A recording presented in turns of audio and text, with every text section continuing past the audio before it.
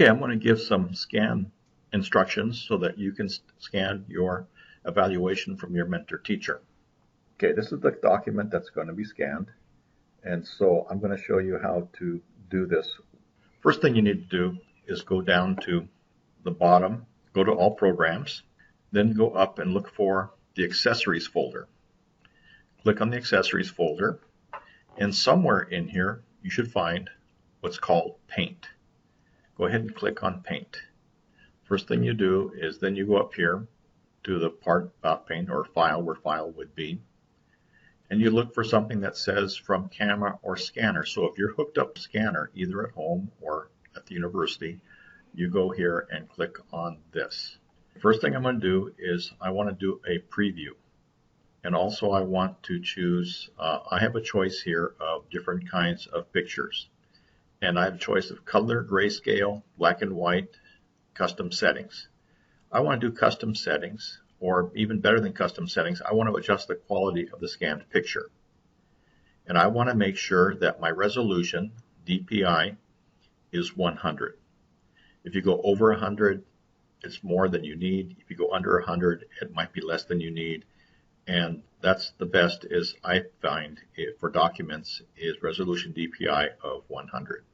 It also gives you fairly small file sizes. Picture type, make sure you select grayscale picture. Black and white might be okay, but grayscale color will make the document too large. Now I'm going to click OK. I'm going to click on Preview.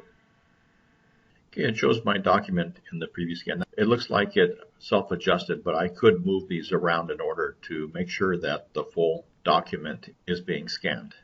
Now I've seen my preview. Looks like it's going to turn out okay, so I'm going to go ahead and click the Scan button. You will probably have to wait longer for the preview and for the scan than I waited here, because I went ahead and have edited some of the slower moments out. And you see it looks like that my picture looks just fine. My scan looks fine. Now I need to save it.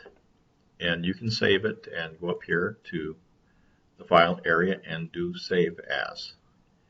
And you have several options, and I always prefer JPEG. And you want to do JPEG or GIF, or you can also do PDF if you want to. But I'm going to go ahead and I'm going to just click on the Save As here, and we're going to look at other options. There's the PNG, which is the default, and you don't want that. It'll come out too big.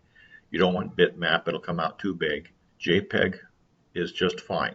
And so that's what we're going to do, is JPEG. That's the most common for pictures that you're going to have on the internet. GIF is fine, and oftentimes the GIFs are animations that you see on the internet. So JPEG is what we're going to choose. I'm going to name it Anderson Braun-Scan1.